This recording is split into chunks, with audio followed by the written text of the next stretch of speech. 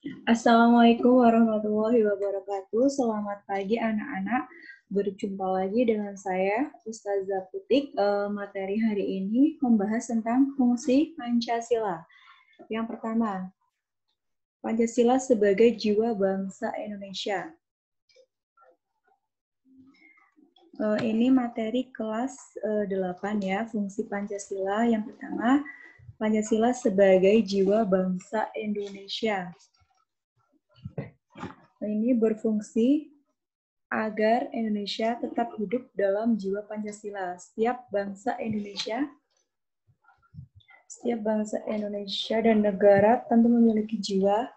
Dalam hal ini, Pancasila menjadi jiwa bangsa Indonesia. Pancasila sendiri telah ada sejak bangsa Indonesia lahir, yaitu sejak proklamasi kemerdekaan Republik Indonesia, Negara Republik Indonesia. Terus untuk yang kedua, Pancasila sebagai kepribadian bangsa Indonesia.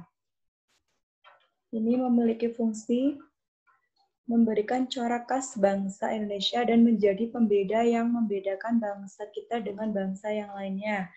Untuk yang ketiga, Pancasila sebagai sumber dari segala sumber hukum. Ini artinya semua hukum atau peraturan yang berlaku di Indonesia harus bersumber dari Pancasila. Terus untuk yang keempat, Pancasila sebagai perjanjian luhur ya. Ini berfungsi dan disepakati melalui sidang panitia persiapan kemerdekaan Indonesia tanggal 18 Agustus. Walaupun disahkannya Pancasila hanya oleh sebuah panitia persiapan kemerdekaan Indonesia, tetapi PPKI sebenarnya adalah suatu badan yang mewakili suara rakyat. Jadi, Pancasila merupakan hasil perjanjian bersama rakyat. Untuk yang kelima, Pancasila sebagai cita-cita dan tujuan negara. Ini fungsinya yaitu menciptakan masyarakat yang adil dan makmur. Terus untuk yang keenam, Pancasila sebagai alat pemersatu bangsa. Terdapat dalam semboyan Bhinneka Tunggal Ika. Artinya ini walaupun berbeda-beda tetapi tetap satu jua. Meskipun Indonesia terdiri dari berbagai suku, bangsa yang berbeda tetapi tetap satu ya. Tidak boleh dibeda-bedakan. Semua mengarah kepada persatuan Indonesia. Untuk selanjutnya, Pancasila sebagai moral pembangunan. Pancasila sebagai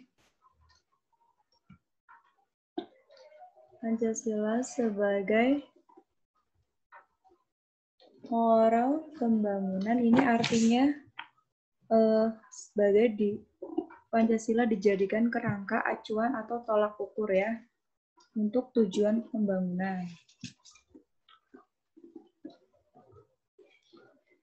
Selanjutnya ini untuk proses penetapan Pancasila sebagai dasar negara. Yang pertama perumusan dasar negara oleh BPUPKI. Terus pada 7 Agustus 1945 BPUPKI dibubarkan dan diganti PPKI. Pada tanggal 18 Agustus 1945 PPKI mengadakan sidang pertama. PPKI menetapkan dan mengesahkan Undang-Undang Dasar Negara Republik Indonesia, terus Undang-Undang Negara Republik Indonesia tahun 1945 terdiri atas pembukaan dan batang tubuh. Ini untuk rumusan dasar negara Pancasila yang sah dan benar terdapat dalam alinea keempat, pembukaan Undang-Undang Dasar Negara Republik Indonesia. Ini cara membaca Pancasila ya, dan tata urutan yang benar ditegaskan dalam Impres nomor 12 tahun 1968. Untuk sila yang pertama, ketuhanan yang Maha Esa. Ini artinya ketuhanan yang Maha Esa ini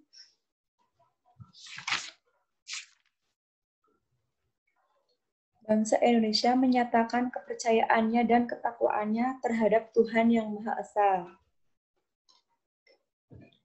Ini contohnya mengembangkan sikap hormat dan menghormati dan bekerja sama antar pemeluk agama dengan penganut kepercayaan yang berbeda-beda terhadap Tuhan Yang Maha Esa.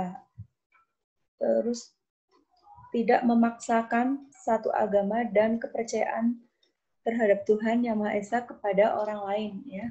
Tidak boleh memaksakan kehendak menganut agama lain. Terus untuk yang sila kedua, kemanusiaan yang adil dan beradab, ini pengertiannya mengakui dan memperlakukan manusia sebagai sesuai dengan harkat dan martabatnya sebagai makhluk Tuhan Yang Maha Esa. Contohnya mengembangkan sikap saling mencintai sesama manusia, mengakui persamaan derajat, persamaan hak, dan kewajiban asasi setiap manusia tanpa membeda-bedakan suku, keturunan, agama, kepercayaan, jenis kelamin, kedudukan sosial, warna kulit, dan sebagainya. Terus untuk sila yang ketiga, Persatuan Indonesia, ini pengertiannya adalah mampu menempatkan persatuan, kesatuan, serta kepentingan dan keselamatan bangsa Indonesia sebagai kepentingan bersama di atas kepentingan pribadi dan golongan. Mengembangkan persatuan Indonesia atas dasar Bhinneka Tunggal Ika. Tidak boleh membeda-bedakan, ya. Mengembangkan rasa cinta kepada tanah air dan bangsa. Sanggup rela berkorban untuk kepentingan negara dan bangsa apabila diperlukan. Terus untuk yang keempat, sila keempat ini kerakyatan yang dipimpin oleh hikmat dalam kebijaksanaan dalam permusyawaratan perwakilan. Ini sebagai warga negara dan warga masyarakat, setiap manusia Indonesia mempunyai kedudukan, hak, dan kewajiban yang sama. Tidak boleh memaksakan kehendak kepada orang lain, mengutamakan musyawarah untuk mengambil keputusan kepentingan bersama, ya. Musyawarah untuk mencapai mufakat. Terus untuk yang sila kelima, keadilan sosial bagi seluruh rakyat Indonesia, ini pengertiannya adalah mengembangkan perbuatan yang luhur yang mencerminkan sikap dan suasana kekeluargaan dan kegotong royongan, mengembangkan sikap adil terhadap sesama, menghormati hak orang lain. Ini untuk selanjutnya landasan hukum Pancasila sebagai dasar negara. Nanti dipelajari, ya, di buku paket ada, nanti dibaca dengan cermat dan teliti. Untuk yang B, arti penting Pancasila sebagai dasar negara dan pandangan hidup bangsa. Pancasila sebagai dasar negara. Yang kedua, Pancasila sebagai pandangan hidup bangsa. Sudah saya jelaskan, ya, di pertemuan sebelumnya, minggu sebelumnya pernah saya jelaskan untuk Pancasila sebagai dasar negara dan pandangan hidup bangsa. Ini ada 3, ya, Pancasila sebagai dasar negara, pengertiannya ada 3. Pancasila dijadikan dasar bagi penyelenggaraan negara. Terus Pancasila dijadikan dasar dalam pengaturan dan sistem pemerintahan negara. Pancasila merupakan sumber hukum dan dalam kehidupan berbangsa dan bernegara.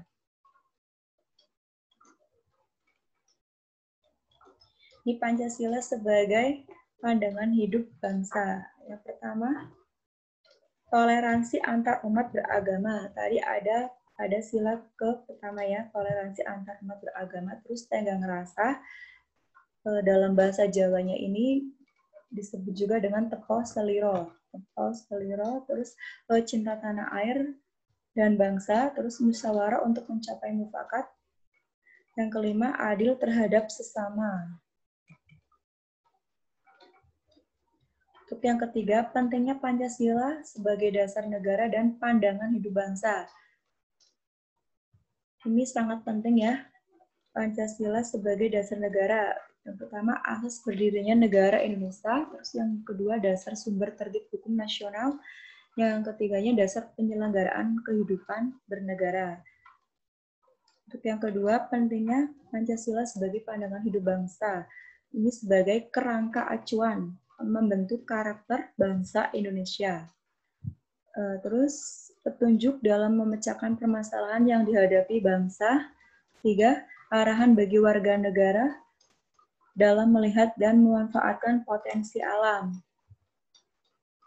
Ini untuk implementasi nilai-nilai Pancasila sebagai dasar negara dan pandangan hidup bangsa. Pertama, nilai-nilai Pancasila, kedua, pengamalan. Ini nilai-nilai Pancasila sebagai dasar negara dan pandangan hidup bangsa ada di sila kedua dan sila keempat. Ya, ini contohnya ada semua di sini. Coba diperhatikan. Di pengamalan nilai-nilai Pancasila sebagai dasar negara dan pandangan hidup bangsa. Ini terdapat dalam lingkungan keluarga, sekolah, masyarakat ya, bangsa dan negara.